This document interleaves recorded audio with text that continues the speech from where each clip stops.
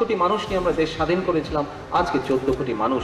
14 কোটি মানুষের খাদ্যের প্রয়োজন, বস্ত্রের প্রয়োজন, 14 কোটি মানুষের বিদ্যুতের প্রয়োজন, রাস্তাঘাট প্রয়োজন, স্কুল কলেজের প্রয়োজন এই 14 কোটি মানুষের সন্তানদের জন্য। কিন্তু নেতৃবৃন্দ, ফেসবুক বা ইউটিউব খুললেই দেখা যায় তারেক রহমানের জয় জয়কার।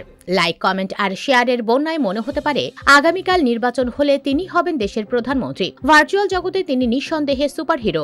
কিন্তু স্মার্টফোনের স্ক্রিন আর ব্যালট পেপার কি এক কথা?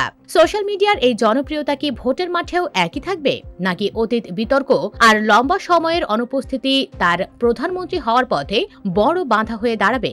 আজকের ভিডিওতে আমরা খুঁজব সেই রূঢ় বাস্তবতাকে। প্রথমে মানতেই হবে, বর্তমান প্রজন্মের একটা বড় অংশের কাছে তারেক রহমান পরিবর্তনের প্রতীক। বিশেষ করে গত 1.5 যুগে তিনি দলকে যেভাবে লন্ডন থেকে সংগঠিত করেছেন তা তার নেতৃত্বের সক্ষমতাকে প্রমাণ করে। তরুণরা যারা 2001 থেকে 2006 আমল দেখেনি, তারা তারেক রহমানকে দেখছে বর্তমান সরকারের প্রধান প্রতিপক্ষ হিসেবে। তার জলাময়ী বক্তব্য এবং সোশ্যাল মিডিয়ায় তার দলের অ্যাক্টিভিস্টদের প্রচারণায় তিনি এক প্রকার কাল্ট ফিগারে পরিণত হয়েছেন। বিএনপির কট্টর সমর্থকদের কাছে তিনি অবিসংবাদিত নেতা, যার কোনো বিকল্প নেই। কিন্তু মুদ্রার উল্টো পিঠটা কি আমরা দেখেছি?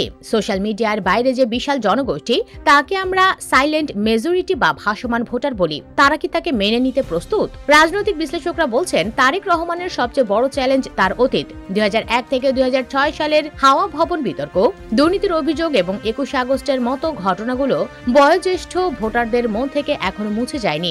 বিরোধীরা তাকে এখনো দুর্নীতির বরপুত্র হিসেবেই প্রচার করে। সাধারণ মানুষের একটা অংশের মনে প্রশ্ন, তিনি কি সত্যি বদলেছেন, নাকি ক্ষমতায় এলে আবারও সেই পুরনো রূপ দেখা যাবে? তাছাড়া দীর্ঘ সময় বিদেশে থাকার কারণে দেশের মাটির সাথে তার সরাসরি সংযোগ নিয়েও প্রশ্ন তোলেন অনেকে। দলীয় প্রধান হওয়া আর 17 কোটি মানুষের প্রধানমন্ত্রী হওয়া এক কথা নয়। প্রধানমন্ত্রী হতে হলে দরকার সর্বজনীন গ্রহণযোগ্যতা। প্রশ্ন হলো, তারেক রহমান কি পারবেন প্রতিশোধের রাজনীতির ঊর্ধ্বে উঠে রাষ্ট্রনায়ক সুলভ আচরণ দিয়ে সাধারণ মানুষের ভীতি দূর করতে, নাকি সোশ্যাল মিডিয়ার এই জনপ্রিয়তা কেবল দলীয় গণ্ডিতেই সীমাবদ্ধ থেকে যাবে? ভোটের মাঠে জিততে হলে তাকে শুধু বিএনপির নেতা নয়, হতে হবে বাংলাদেশের নেতা। সোশ্যাল মিডিয়ার লাইক দিয়ে সরকার গঠন হয় না, হয় জনগণের ভোটে।